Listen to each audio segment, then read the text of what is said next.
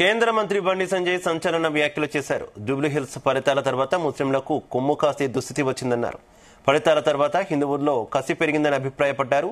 హిందువులంతా vote బ్యాంకుగా మారాల్సిందేనని పిలుపునిచ్చారు. ఇతర మతాల్లో చేరిన వారు తిరిగి వెనక్కి రావాలని పిలుపునిచ్చారు కేంద్ర మంత్రి బండి సంజయ్. మనం భారతీయులం.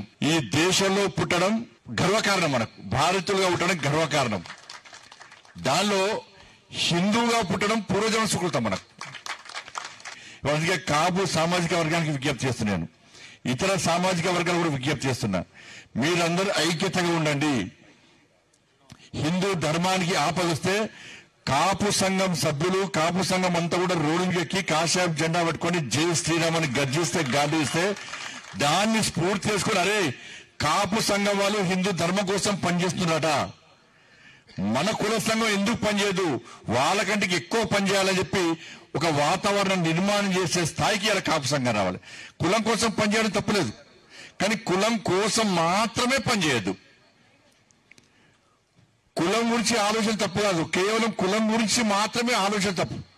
ఇవాళ ఫస్ట్ మనం భారతీయులము, హిందువులు అనే విషయాన్ని మనం గుర్తుంచుకోవాలి. మనం భారతీయులం. ఈ దేశంలో పుట్టడం గర్వకారణం. మనకు భారతీయులుగా పుట్టడం గర్వకారణం.